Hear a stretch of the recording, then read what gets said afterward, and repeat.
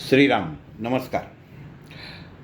दिलीप काका, आपण जो ज्ञानसुक्त या आपल्या ज्ञानसुक्त ग्रुपवरती जो रोज छोटासा परिच्छेद टाकता, त्यांनी खूप विचार करायला मदत होते. पण थोडीशी आज एक गोष्ट खटकली, आपण गैरसमज करून घेऊ नये. आपण वयाने आणि अधिकारांनी सर्वजण या ग्रुपमधले खूप मोठे आहात.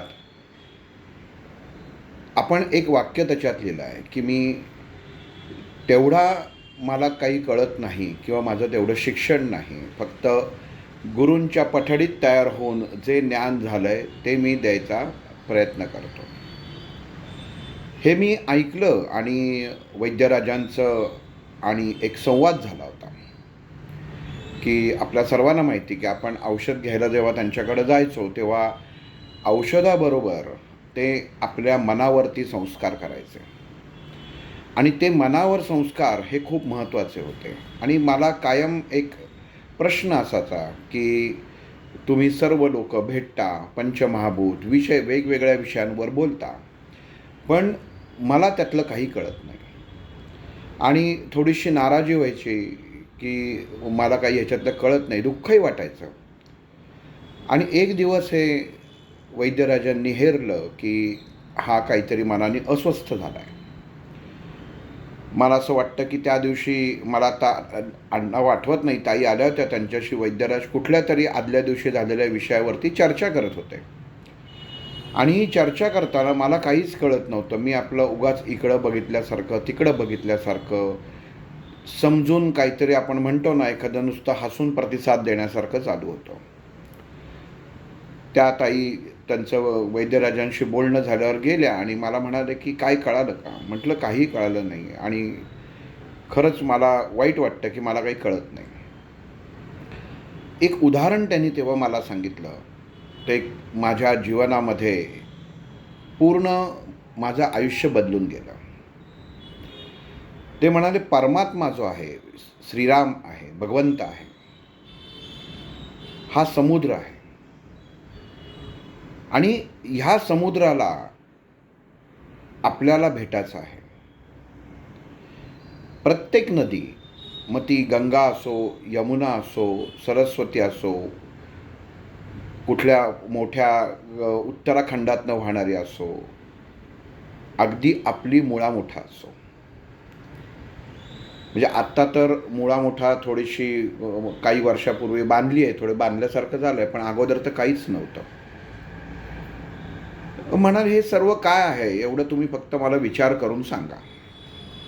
एक दिवसाचा वेळ दिला, पण ह्या सर्व नद्या आहेत याच्या व्यतिरिक्त माझा काही विचार झाला नाही. आणि जेव्हा दुसऱ्या दिवशी दुपारी ते आल्याची पावडर करत होते, म्हणजे सुक्या आल्याची आपण सुंठ पावडर म्हणतो, तेव्हा ते करत होते. तेव्हा त्यांनी मला ती पावडर करता करता समोर बसवलं होतं आणि कालच्या विषयामध्ये काय झालं हा बोलणं चालू होतं. आणि तेव्हा मला ते म्हणाले की काल निम्म रस्ता मी तुम्हाला पार करून दिला होता की आपल्याला काय प्राप्त करायचं आहे. भगवंत प्राप्ती ही आपल्याला करायची आहे, त्या रामाची प्राप्ती आपल्याला करायची आहे. आणि आपण ह्या ज्या सर्व नद्या आहेत, प्रत्येकीच्या योग्यतेच्या अनुसार वाहते, हे ज्ञान आहे. आणि तो त्या नदीचा जीवनाचा एक प्रवाह आहे, वैचारिकतेचा प्रवाह आहे. ती उलटी वाहत नाही, तिची ओढ त्या भगवंताकडे, त्या सागराकडे, अथांग सागराकडे असते. आणि तिला जिथं कोणी अडवायचा प्रयत्न केला तर ती दुसरा रस्ता शोधून त्या सागराला जाऊन एक ना एक दिवस नक्कीच मिळते. म्हटलं मला जरा थोडंसं अजून स्पष्ट करून समजून सांगितलं तर बरं होईल, कारण माझी खरंच तेवढी आकलनता नव्हती. मग त्यांनी 3 भाग केले की एक हा भगवंत, दुसरा गुरु आणि तिसरा हे सर्व शिष्य.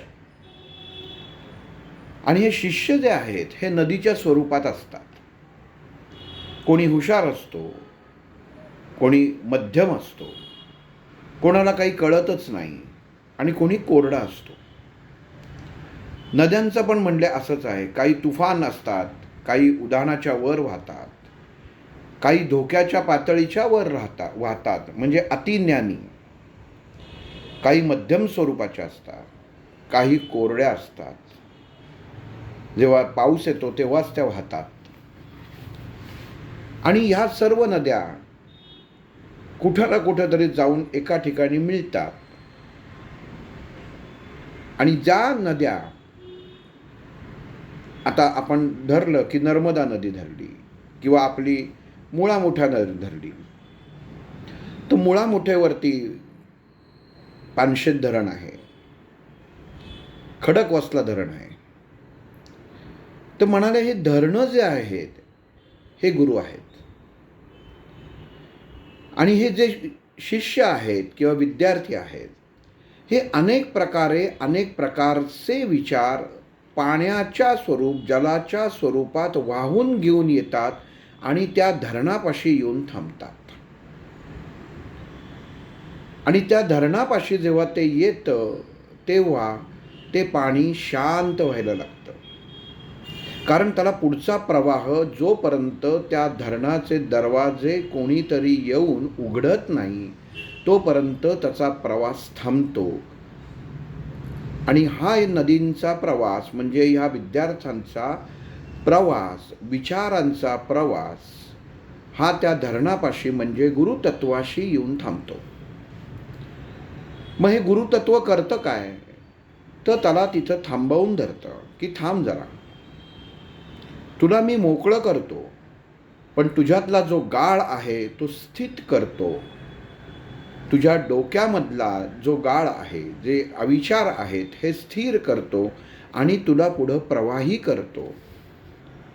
आपण बघतो की खडकवासला धरणामध्ये अमुक अमुक गाळ साठला, पानशेत धरणामध्ये अमुक अमुक गाळ साठला.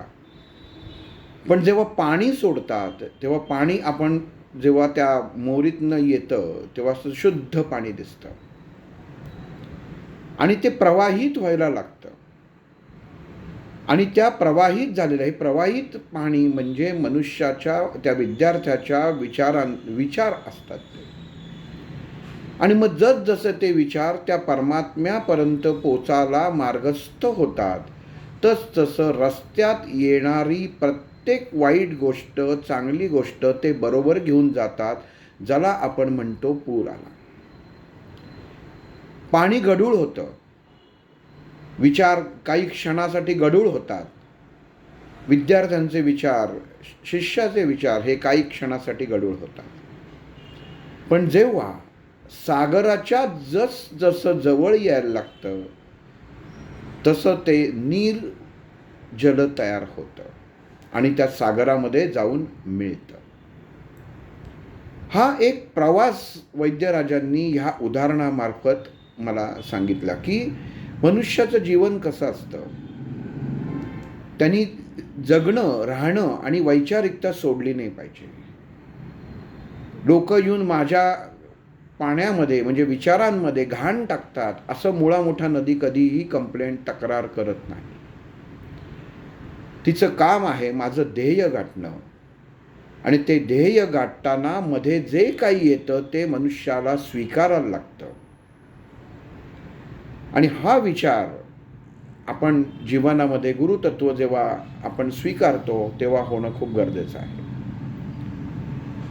कारण धरणातलं पाणी एका बाजूला बघा, आपण जर गेलात तर डाव्या बाजूला शुद्ध पाणी असतं, मध्ये धरण असतं आणि उजव्या बाजूला पडणारं पाणी जेव्हा आपण बघतो पूर आल्यावर हे गढूळ झालेलं असतं. पण अगोदर जेव्हा ते पूर येत नाही तेव्हा ते पाणी गढूळ नसतं.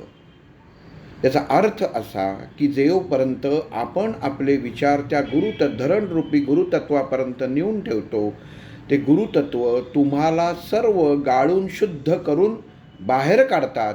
पण तुम्हाला ज्यापर्यंत तुम्हाला सागराशी भेट घ्यायची असते, मिळायचं असतं, मिसळायचं असतं, म्हणजेच त्या परमात्म्याला जोपर्यंत तुम्हाला भेटायचं असतं तोपर्यंत तुमच्या जीवनाच्या रस्त्यात जे जे चांगलं वाईट येईल ते तुम्हाला तुमच्याबरोबर पुढं न्यायला लागतं आणि अंतिम ध्येय तुम्हाला तुमच्या परमात्म्याला किंवा त्या सागराला जाऊन त्या नदीला मिसळते आणि ती त्या सागराशी एकरूप होते. हा जीवनाचा एक अतिशय सुंदर अर्थ वैद्यराजांनी मला ह्या उदाहरणामार्फत सांगितला होता.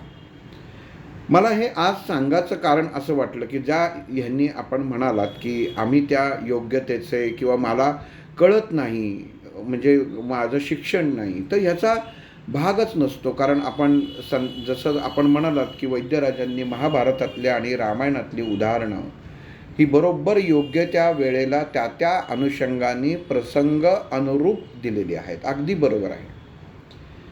पण ही उदाहरणं घेऊन आपण जेव्हा आपल्यातच कमीपणा जर आपण सारखा प्रगट केला तर कुठंतरी गुरुतत्वाला त्याची ठेच लागते असं मला वाटतं. कारण त्यांची एक मला तरी शिकवण होती की मला अमुक येत नाही हा शब्द जीवनातनं तुम्ही काढून टाका. आपण ज्ञानी नसतो, पण आपण ज्ञानीच असतो. कारण आपण अज्ञानी आहोत ह्याचं ज्ञान आपल्याला होतं, याचा अर्थ आपण ज्ञानी आहोत. आणि मुळामध्ये आपल्या गुरुतत्वाला त्या गुरुला कळत असतं की आपण जो येतोय हा माझाच एक भाग आहे. तो तिथं जसं समुद्र, तो महासागर असं म्हणत नाही की ह्या नदीतलं पाणी मला नको, या विद्यार्थ्याचे विचार मला नको, असं कधीच होत नाही. तो जे आहे ते स्वीकारतो, स्वतःच्या पोटात घेतो आणि स्वतःच्या तत्वाप्रमाणे त्या नदीला म्हणजेच त्या विद्यार्थ्याला तो तयार करतो. त्यामुळे ही काळजी आपण करायचीच नाही. आणि दुसरी गोष्ट म्हणजे त्यांनी वैद्यराजांनी सांगितलं होतं की नाही हा शब्दच नाही. तुम्ही विचार करा, एखाद्या प्रश्नाचं उत्तर जर तुम्हाला माहीत नसेल तर त्या व्यक्तीला, त्या समोरच्या प्रसंगाला थोडासा वेळ विचार करण्यासाठी मागून घ्या, त्याच्यावरती विचार करा. उत्तर तुमच्या आजूबाजूलाच मिळेल. आणि हे उत्तर हे खूप महत्त्वाचं असतं. त्यामुळं आज वैद्यराजांच्या कृपेने जेव्हा शंकराचार्यांचं सानिध्य होतं किंवा महान लोकांचं सानिध्य होतं तेव्हा मला कुठंही असं वाटत नाही की मी कुठंतरी कमी आहे, ह्यांच्यापेक्षा मला ज्ञान कमी आहे. त्याचं कारण असं, हा अहंभाव नाही, मीपणा नाही, तर माझ्या गुरुप्रती असलेली माझी श्रद्धा ही तिथं त्यावेळी माझ्या मुखातनं ते गुरुच बोलत असतात.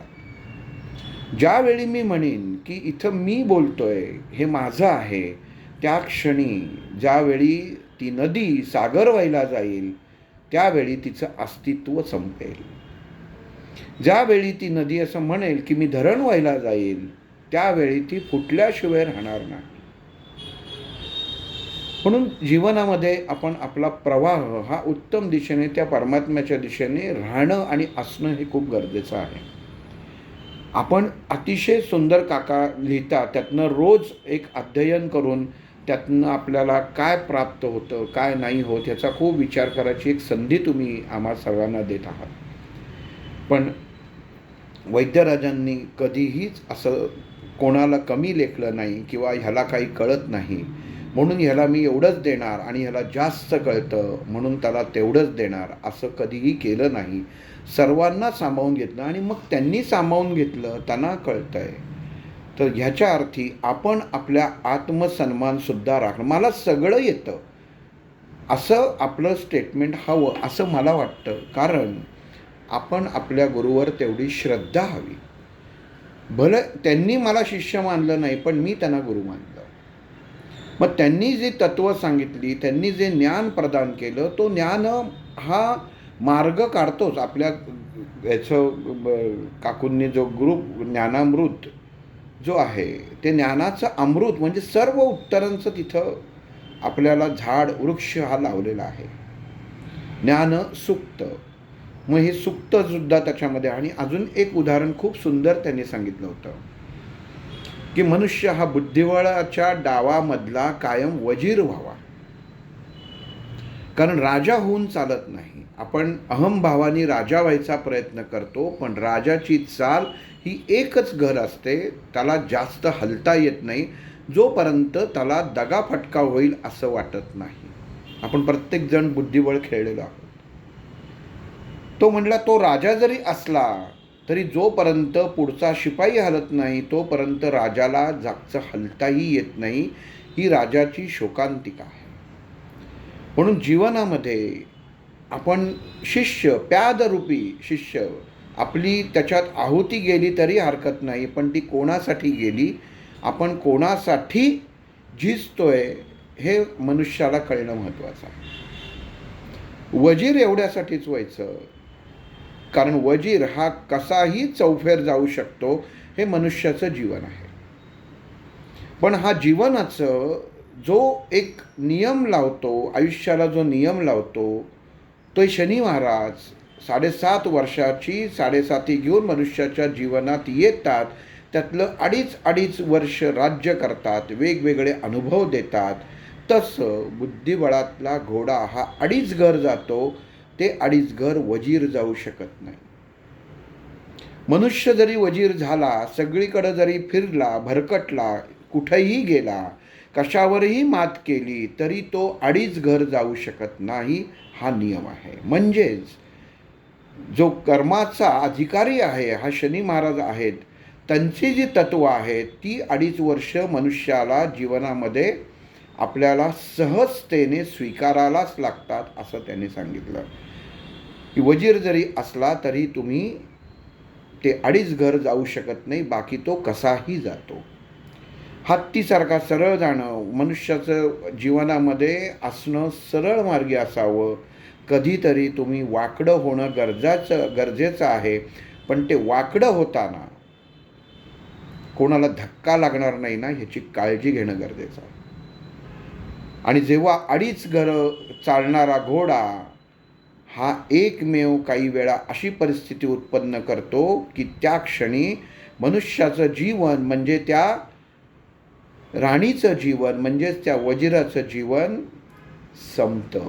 आपण बुद्धिबळ खेळताना बघितलेलं असेल की एक मूह अशी आहे की त्या 2.5 घरामध्ये राजा असतो, त्याला चेक मिळतो, आणि 2.5 घरामध्ये वजीर असतो आणि आपल्याला वजिराचं बलिदान द्यायला लागतं. म्हणजे ती तुमच्या जीवनातली संपलेली 2.5 वर्ष आहेत. राजा जिवंत राहतो. हा राजा आहे, हा परमात्मा आहे, हा शेवटपर्यंत त्याच्या जिवंत राहतो. आपल्या परमात्मा म्हणजे देहरूपी परमात्मा आहे, तर अंतरात्म्यात स्थित असलेला परमात्मा आहे.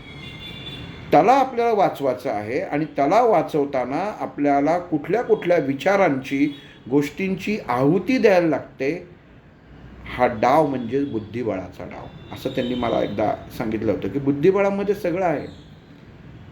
बुद्धीचं बळच आहे ते, की मनुष्य करतो काय, तर फक्त राजाला वाचवायचा प्रयत्न करतो आणि समोरच्या राजाला अडकवायचा प्रयत्न करतो. मग तसंच मनुष्य जीवनामध्ये तुम्ही विचारांनी समोरच्याला जर अडकवलं तर तो तुमच्या जाळ्यामध्ये, म्हणजे तुमच्या उत्तम विचारामध्ये अडकल्याशिवाय राहणार नाही. आणि मला असं वाटतंय की आपल्या सर्व, आपण जे वैद्यराजांना फॉलो करतो, त्यांचे विचारांनी मार्गावरती आपण चालतो, हे सर्व त्याच 64 घरांवरचे असलेल्या आपण सोंगट्या आहोत. की प्रत्येकाच्या अनुषंगाने जसं त्याला तसं नियोजन केलेलं आहे, तेवढीच चाल तो करत असतो, आणि तेवढ्याच चाल केल्यानंतर त्याचं फळ त्याला मिळत असतं. आणि कधीच विसरता कामा नये. कधी कधी अशी परिस्थिती येते की एक प्यादं हा वजीर बनू शकतो. तसं जीवनामध्ये तुम्ही जर ध्येय उत्तम ठेवलं, विचार उत्तम ठेवलेत, स्वतःचं आत्मबळ उत्तम ठेवलं, तर ही कमजोर अवस्था एक दिवस तुम्हाला वजीर बनवल्याशिवाय राहणार नाही, असं वैद्यराज कायम सांगायचं. तर जीवनामध्ये उद्दिष्ट असं पाहिजे की समोरच्याची सीमारेषेपर्यंत आपण जेव्हा पोचतो तेव्हा मनुष्याचं स्वरूप बदलतं, म्हणजेच तो प्यादाचा वजीर होतो. त्यामुळे विचारां असेच पाहिजेत की आपल्याला सर्व घरं व्यवस्थित सांभाळून आपला राजा वाचवून समोरच्यावरती मात करणं गरजेचं आहे, म्हणजे समोरच्या परिस्थितीवरती मात करणं गरजेचं आहे. पण तो वजीरच म्हणला की मी हतबल आहे, मी हलूच शकत नाही, आणि तुम्ही तो जर जागचा तो मरेल म्हणून जर हलवलाच नाही तर त्याचं मरण निश्चित आहे. मग ही वैचारिकता, हे विचार, हे वैद्यराजांनी आपल्या सर्वांना शिकवले आहेत. म्हणजे मला तरी बोलताना त्यांच्याकडनं ह्या सर्व गोष्टी प्राप्त झाल्या की जीवनामध्ये शिक्षण हे खूप महत्त्वाचं आहे. एखाद्या डब्यामध्ये जर पदार्थ भरून ठेवले आणि तुम्ही तुमचं ज्ञान जर मोकळं केलं नाही तर त्या डब्यामध्ये जसा पदार्थ नासतो, कुचतो, आणि जेव्हा त्याचं झाकण उघडलं जातं तेव्हा त्याच्यामध्ये ताजा पदार्थ नाही तर सडलेला पदार्थ मिळतो. तसं ज्ञानाचं आहे. म्हणून योग्य वेळी आपल्याला गुरुकडनं मिळालेलं ज्ञान हे जेवढं वाटू तेवढा तो डबा रीत होत जातो आणि नवीन ज्ञान भरता यायचं, असं वैद्यराज कायम म्हणायचे. परत एकदा मी क्षमा मागतो की कुठल्याही प्रकारचं काहीही आपल्याला चुकीचं सांगायचं किंवा ह्याचा मी प्रयत्न करत नाही. फक्त आपण सर्व त्या त्या अनुषंगाने जी जी शक्ती प्रत्येकाला वैद्यराजांनी प्रदान केली आहे, प्रत्येकाचं बळ त्यांनी तेव्हाच हेरलेलं आहे की कोणाला किती द्यावं, काय द्यावं, त्या अनुषंगाने आपण सर्वजण प्रयत्न करत आहोत. काही वेळा एकत्र येतात. आज मी खरंच वास्तविक सांगायचं म्हटलं तर काका आपण समोर आलं तर मी ओळखणार पण नाही.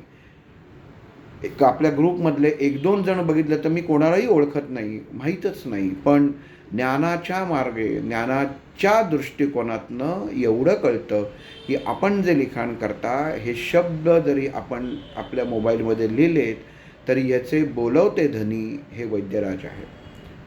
एकदा परत मी डॉक्टरांना नमस्कार करतो, आपल्या सर्वांनाही नमस्कार करतो. आणि आपण खूप छान लिहित आहात. कालचा तमोगुणसुद्धा उत्तम होता आणि त्याच्यावरती सुद्धा काही बोलावं असं एक विचार आहे. बघू उद्या किंवा परवा त्याच्यावरती विचार मांडू शकेन. श्रीराम.